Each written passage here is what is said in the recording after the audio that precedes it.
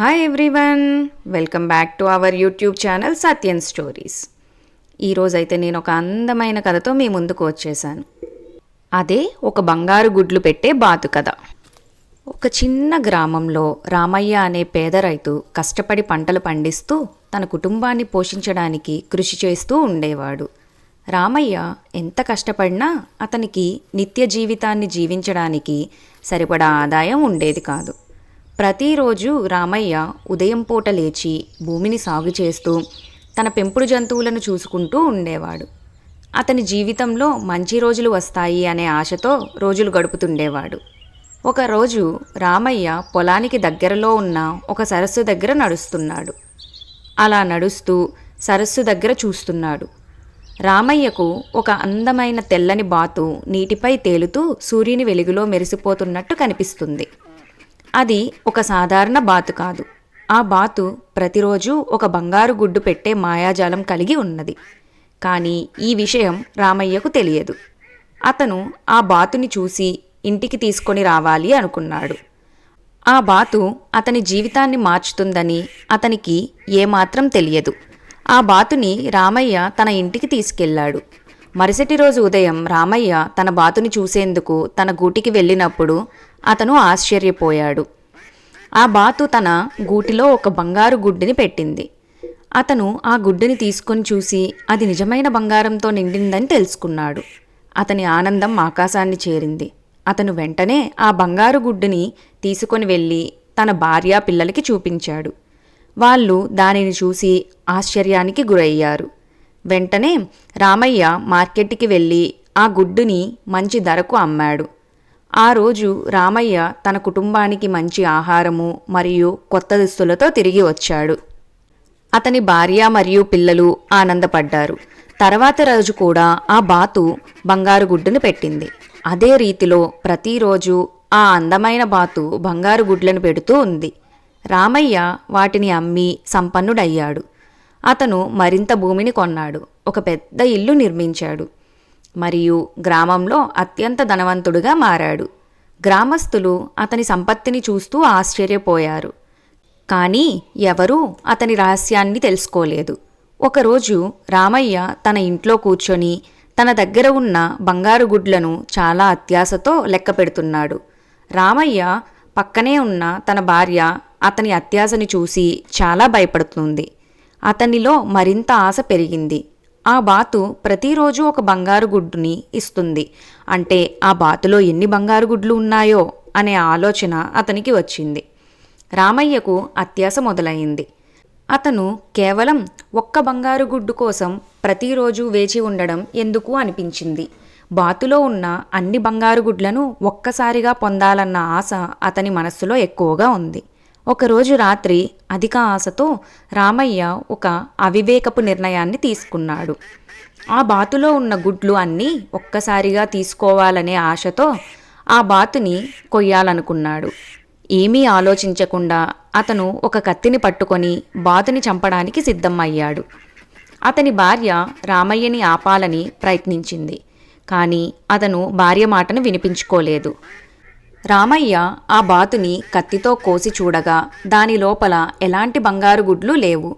రామయ్యకి తన తప్పు తెలిసి చాలా దారుణంగా అనిపించింది. ఆ బాతు నాకు అందించిన అన్ని బంగారు గుడ్లు ఇక పోగొట్టుకున్నాను అని బాధపడ్డాడు. రామయ్య చనిపోయిన బాతు ముందు కూర్చొని నా అత్యాశ వల్ల నేను అంతా పోగొట్టుకున్నాను అని చింతిస్తున్నాడు. రామయ్య ఆ బాతు ఒకప్పుడు ఉండే గూటి దగ్గరకు వెళ్ళి ఖాళీగా ఉన్న ఆ గూటిని చూసి నా అత్యాశ వల్ల నాకున్న పొలాలు, సంపద, సంతోషం అన్నీ కోల్పోయాను అని ఏడుస్తున్నాడు. రామయ్య తన తప్పుని తెలుసుకున్నాడు. కానీ అప్పటికే చాలా ఆలస్యమైపోయింది. ఆ తర్వాత నుండి రామయ్య మళ్ళీ పొలానికి వెళ్ళి తన పని తాను చేసుకోవడం మొదలుపెట్టాడు. అదే ఊరిలో ఉన్న ఒక పెద్ద ఆయన ఒక చెట్టు కింద చాలామంది పిల్లలకి రామయ్య జీవితాన్ని ఒక గుణపాఠంగా అందరూ తీసుకోవాలి అని చెప్పాడు. ఈ కథ నీతి ఏమిటంటే అత్యాశ ఎప్పుడూ మనకి నష్టమే కలిగిస్తుంది. అందుకే మనకి ఉన్న దానితోనే మనం సంతృప్తి చెందాలి. ఒక కొండ ప్రాంతంలో ఒక చిన్న గ్రామం ఉండేది. ఆ గ్రామంలో ప్రజలందరూ ఆకలితో బాధపడుతూ ఉండేవారు. ఆ గ్రామంలో రాము అనే ఒక మంచి మనసున్న బాలుడు కూడా ఉండేవాడు. తన తల్లిదండ్రులకు సహాయం చేస్తూ ఉండేవాడు. అంతేకాకుండా తన దగ్గర ఉన్నదాన్ని ఇతరులతో పంచుకోవడం అంటే అతనికి చాలా ఇష్టం. ఒకరోజు సాయంత్రం రాము చెట్టు కింద ఆకలితో కూర్చొని ఉన్న ఒక వృద్ధుడిని చూశాడు. అతని మనసు చలించిపోయింది. వెంటనే తన దగ్గర ఉన్న ఆహారాన్ని అంతా అతనికి తినమని ఇచ్చి సంతోషంగా నవ్వాడు.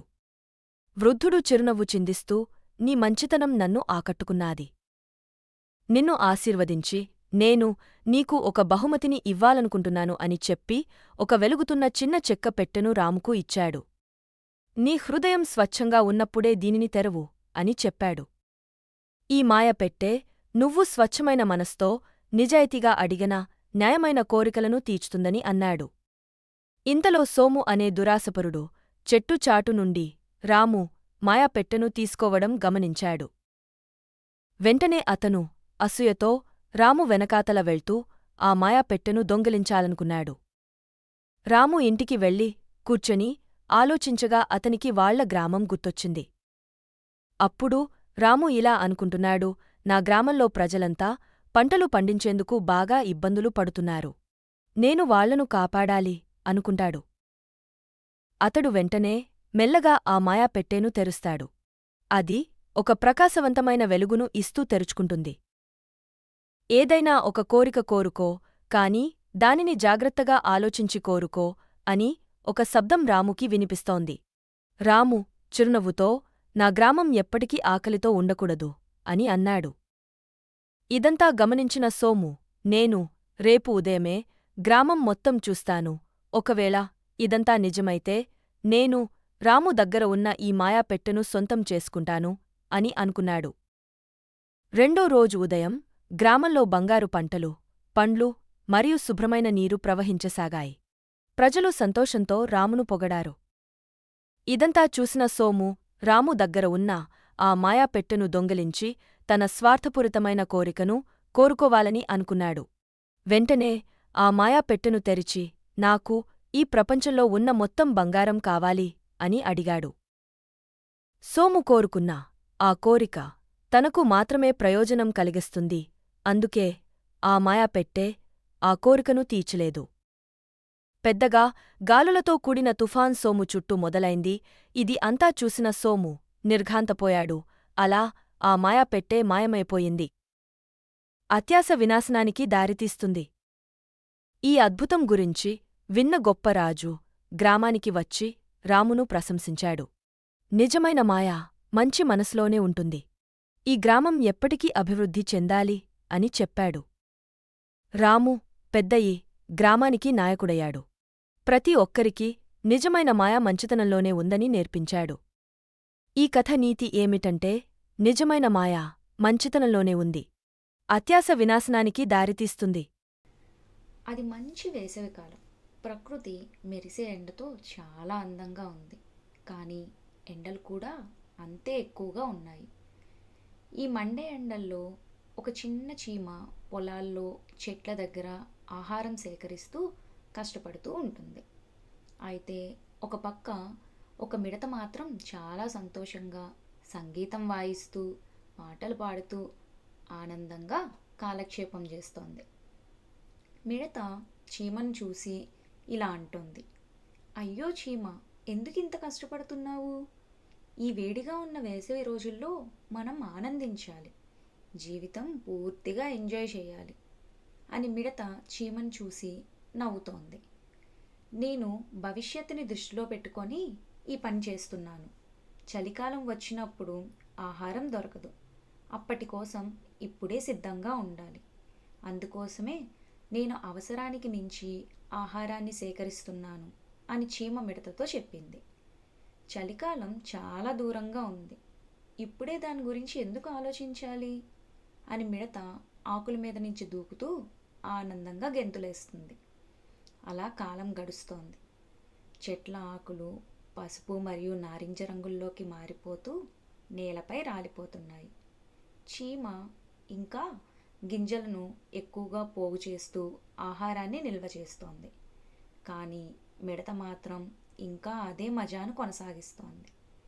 మెల్లగా మంచు కురవడం మొదలైంది. చెట్లు పొడిగా ఆకులు లేకుండా కనిపిస్తున్నాయి. నేలపై ఎక్కడా తిండి కనిపించడం లేదు. మిడతకు చాలా ఆకలి వేస్తుంది, కానీ తినడానికి ఏమీ లేదు. మిడత ప్రతి చోట ఆహారం కోసం వెతుకుతోంది, కానీ ఏమీ దొరకడం లేదు. తన తప్పును అర్థం చేసుకొని తన నిర్లక్ష్యానికి పశ్చాత్తాపపడుతోంది. అంతలోనే మిడత చీమ ఇంటి తలుపు దగ్గరకు వచ్చి చేతులు జోడించి, చీమ, నాకు ఎక్కడా ఆహారం దొరకడం లేదు, దయచేసి నాకు కొద్దిగా ఆహారాన్ని ఇవ్వు అని ప్రాధేయపడింది. అప్పుడు చీమేమో, నేను నీకు ముందే చెప్పాను కదా, ఇప్పుడు చూడు, నీ నిర్లక్ష్యం వల్ల నీకు ఎంత ఇబ్బంది వచ్చింది. సరే రా, ముందు ఈ ఆహారాన్ని తిను అని అన్నది. అప్పుడు మిడత, నేను తప్పు చేశాను, ఇకపై నీలా కష్టపడి పనిచేస్తాను అని చీమతో చెప్పింది. తదుపరి వేసవిలో మిడత కూడా చీమతో కలిసి ఆహారం పోగు చేస్తూ భవిష్యత్తును దృష్టిలో ఉంచుకుంది. సో ఈ కథ ద్వారా మనకి తెలుసుకున్న నీతి ఏమిటంటే, జీవితంలో ప్రతి క్షణాన్ని వినియోగించుకొని భవిష్యత్తును సురక్షితంగా ఉంచుకోవాలి. కేవలం ఆనందంలో మునిగిపోవడం కన్నా సమయానికి కష్టపడి పనిచేయడం చాలా మంచిది. ఒక అందమైన పచ్చని అడవిలో పెద్ద చెట్లు ఆకాశాన్ని తాకేలా పెరిగి నదులు తమ స్వరంతో మధురంగా పారేవి. అక్కడ చాలా జంతువులు సంతోషంగా జీవించేవి. కానీ వాటిలో ఒక పాము మాత్రం చాలా చెడు ప్రవర్తన కలిగి ఉండేది. అది ఎప్పుడూ ఇతర జంతువులకు నష్టం చేస్తూ వాటిని భయపెట్టడం, తినడం ఆనందంగా భావించేది. ఆ పాము ఎప్పుడూ తనకి నచ్చిన ఇతర జంతువులను భయపెట్టి వాటిని వెంటాడుతూ సంతోషపడేది. కుందేళ్ళు, జింకలు మరియు మిగతా చిన్న చిన్న జంతువులు అన్నింటినీ వెంటాడుతూ భయపెట్టేది. పక్షుల గూళ్ళలోని గుడ్లను తినేసేది. జంతువులు అన్నీ పాముని చూసి భయపడేవి. కానీ అదే సమయంలో ఇది ఆగిపోవాలి అంటే ఏదైనా చేయాల్సిందే అని నిర్ణయించుకున్నాయి. ఒకరోజు రాత్రి చంద్రుడు వెలుగుతున్న సమయంలో అడవి జంతువులంతా రహస్యంగా ఒక దట్టమైన చెట్ల మధ్య సమావేశం అయ్యాయి. మొదట ఒక తాబేలు మాట్లాడుతూ, ఈ పాము మన అందరినీ చాలా ఇబ్బంది పెడుతుంది. దీని ఆగడాలు రోజురోజుకి ఎక్కువైపోతున్నాయి. మన అడవిని కాపాడాలంటే ఈ పాముని ఏదో ఒక విధంగా మన అడవి నుండి బయటకు పంపించాలి. కానీ ఎలా అని అడిగింది. ఒక కోతి నవ్వుతూ, నా దగ్గర ఒక మంచి పథకం ఉంది. ఈ పాముకి బుద్ధి చెప్పాలి అంటే అతి చిన్న జీవులైన చీమల రాజ్యానికి పంపించడమే ఉత్తమమని నాకు అనిపిస్తుంది. ఎందుకంటే ఈ పాము చీమలని ఏమీ చెయ్యలేదు, కానీ చీమల రాజ్యం కలిస్తే పాముని కుట్టి చంపగలవు అని చెప్తూ మిగతా జంతువుల అభిప్రాయాన్ని అడిగింది. మిగతా జంతువులు అన్నీ కూడా ఇదే సరైన పద్ధతి అని భావించి అలాగే చేద్దాం అని ఒక నిర్ణయానికి వచ్చి చీమలతో ఈ పథకం గురించి చెప్పాయి. మరుసటి రోజు ఉదయం జంతువులన్నీ తమ పథకాన్ని అమలు చేయడానికి సిద్ధమయ్యాయి. కుందేలు పాముని చూస్తూ పరిగెత్తుకుంటూ, ఓహో, ఈరోజు ఒక పెద్ద విందు చెట్టు తొర్రలో జరగబోతుంది అని అరవసాగింది. వెంటనే ఆహారం అంటే ప్రాణం పెట్టే పాము, పెద్ద విందా, అయితే నేను ఈరోజు ఆహారం కోసం వెతకకుండానే దొరకబోతోంది అనుకొని తడుముకోకుండా వెంటనే దాని వెనకపడి పరిగెడుతోంది. పాము ఆ పెద్ద చెట్టు తొర్ర దగ్గరకు చేరుకొని, నా విందెక్కడా అని అడిగింది. కానీ ఇంతలోనే చాలా ఎర్రచీమలు ఒక్కసారిగా దాని మీదకు ఎక్కిపోయి దాని ఒంటిపై ఎక్కడ పడితే అక్కడ కరుస్తూ గుచ్చుతున్నాయి. పాము బాధతో తల్లడిల్లిపోయింది. తట్టుకోలేక పరుగు తీస్తూ నదిలోకి దూకేసి వెళ్ళిపోయింది. చీమలు విజయంతో తిరిగి తమ గూటికి చేరుకున్నాయి. జంతువులంతా ఉల్లాసంగా హర్షధ్వానాలు చేస్తూ మన అడవి మళ్ళీ సురక్షితం అని ఆనందించాయి. ఆ రోజు నుండి ఆ పాము ఎప్పుడూ ఎవరికీ తలనొప్పిగా మారడానికి ధైర్యం చేయలేదు. అది అడవి నుండి చాలా దూరం వెళ్ళిపోయింది. ఒకరి బలం మాత్రమే కాకుండా ఐకమత్యం కూడా గొప్ప బలం. బలమైనవాడు కాదు, తెలివైనవాడు గెలుస్తాడు అనే నీతి ఈ కథ ద్వారా తెలుసుకుందాం. ఒక అందమైన పచ్చని అడవిలో ఒక చెరువు ఉండేది. ఆ చెరువులో చాలా రకాల చేపలు, పక్షులు, కప్పలు, ఎన్నో రకాల జీవులు జీవిస్తుండేవి. అందులో ఒక మాటకారి తాబేలు కూడా ఉండేది. ఆ తాబేలు చాలా సరదాగా అక్కడ ఉన్న జీవులతో గడిపేది. అలాగే ఆ చెరువులో గెంతుతూ ఆడుకుంటూ అక్కడే ఉండే చేపలతో నిత్యం గడిపేది. ఆ చెరువు దగ్గరికి చాలా రకాల వలస పక్షులు తమ దాహాన్ని తీర్చుకోవడానికి వస్తుండేవి. వాటిలో ఒక 2 అందమైన కొంగలు కూడా ఉండేవి. అవి రోజూ ఆ చెరువు దగ్గరికి వచ్చి ఆ చెరువులో ఉండే చేపలను ఆహారంగా తినేవి. అలా ఆ కొంగలు రోజూ ఆ చెరువు దగ్గరికి రావడంతో తాబేలు వాటిని గమనించింది. ఇంకా అంతే, ఆ తాబేలు మాటకారి కావడంతో కొంగలతో మాటలు కలుపుతూ స్నేహం చేయడం మొదలుపెట్టింది. అక్కడ నుండి తాబేలు మరియు ఆ 2 కొంగల స్నేహం మొదలైంది. ప్రతిరోజు కొంగలు ఆ చెరువు దగ్గరికి వచ్చి ఆహారాన్ని తిని తాబేలుతో ముచ్చట్లు పెట్టేవి. అలాగే చాలా సరదాగా ఆడుకునేవి కూడా. ఇలా సరదాగా గడుస్తున్న రోజుల్లో తెలియకుండానే వేసవికాలం మొదలైంది. ఎండలు చాలా తీవ్రంగా మండిపోతున్నాయి. ఆ చెరువు మెల్లగా ఇంకిపోవడం మొదలైంది. చేపలు నీరు లేక ఇబ్బంది పడుతున్నాయి. అక్కడ ఉండే జీవులన్నీ బ్రతుకు తెరువు కోసం చాలా ఇబ్బంది పడుతూ ఒక్కొక్కటిగా ఆ చెరువు నుండి వెళ్ళిపోతున్నాయి. ఆ చెరువు ఎండిపోవడంతో అక్కడికి వచ్చే వలస పక్షులు కూడా రావడం మానేశాయి. పాపం తాబేలు ఒక్కటే ఆ చెరువు దగ్గర నిరాశగా కూర్చొని ఇలా అనుకుంటోంది. ఈ చెరువు ఎండిపోవడం వల్ల ఇక్కడ ఉండే జీవులన్నీ చచ్చిపోతున్నాయి. నా స్నేహితులైన 2 కొంగలు కూడా రావడం మానేశాయి. నేను ఇక్కడ నుండి ఎలా బయటపడగలను అని ఆలోచిస్తోంది. ఇలా నిరాశతో బాధపడుతూ ఉన్న తాబేలుని ఆ 2 కొంగలు చూశాయి. తాబేలు దగ్గరికి వచ్చి, మిత్రమా, నువ్వు ఎందుకని అంత నిరాశగా కనిపిస్తున్నావు అని అడిగాయి. అప్పుడు తాబేలు, నా జీవనాధారమైన ఈ చెరువు ఎండిపోతుంది. ఇప్పుడు నాకు ఏం చేయాలో, నన్ను నేను ఎలా కాపాడుకోవాలో తెలియట్లేదు అని సమాధానం చెప్పింది. అప్పుడు ఆ కొంగలు, మేము ఇక్కడ నుండి కొంచెం దూరంలో ఒక పెద్ద నదిని చూశాం. అక్కడ నీళ్లు బాగా ఉన్నాయి. అక్కడికే రోజు మేము నీటి కోసం ఆహారం కోసం వెళ్తున్నాము అని చెప్పాయి. అప్పుడు తాబేలు ఆశతో, నన్ను కూడా మీతో పాటు అక్కడికి తీసుకెళ్తారా అని దీనంగా అడిగింది. ఆ కొంగలు తాబేలుతో ఇలా అన్నాయి, మేము అయితే ఎగరగలం కాబట్టి చాలా సులభంగా అక్కడికి వెళ్ళగలం. కానీ నువ్వు మాలాగా ఎగరలేవు కదా, ఎలా తీసుకొని వెళ్ళగలం అని అడిగాయి. అప్పుడు ఆ తెలివైన తాబేలు బాగా ఆలోచించి కొంగలతో ఇలా అంటోంది, మిత్రులారా, మీరు ఒక దళసరి కర్రని తీసుకొని దానిని చెరొక వైపు పట్టుకోండి. నేను మీ ఇద్దరి మధ్య ఆ కర్రని గట్టిగా పట్టుకుంటాను. అప్పుడు మీరు నన్ను సులభంగా తీసుకొని వెళ్ళొచ్చు అని చెప్పింది. దానికి ఆ కొంగలు సరే అని తాబేలుతో ఇలా అంటున్నాయి, నువ్వు కర్రని ఎట్టి పరిస్థితులలో వదలకూడదు, వదిలితే కింద పడిపోతావు అని చెప్పాయి.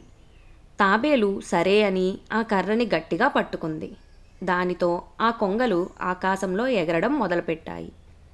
కొంత దూరం వెళ్ళాక కింద ఉన్న కొంతమంది పిల్లలు తాబేలు ఎగరడం చూసి చాలా వింతగా చూస్తూ అరుస్తున్నారు. దానితో ఆ తాబేలు కూడా అరవడానికి నోరు తెరిచింది. అంతే, అమాంతం ఒక్కసారిగా జారి కింద పడిపోయింది. వెంటనే తాబేలు నేలను గట్టిగా తాకింది. ప్రాణాలతో బయటపడగలిగింది కానీ చాలా దెబ్బలు తగిలాయి. కొంగలు ఆ తాబేల్ని చూసి జాలిపడ్డాయి. తాబేలు ఏదైనా నిర్ణయం తీసుకునే ముందు బాగా ఆలోచించాలి అనే ఒక చక్కటి గుణపాఠం నేర్చుకుంది. అంతే, కథ కంచికి మనం ఇంటికి.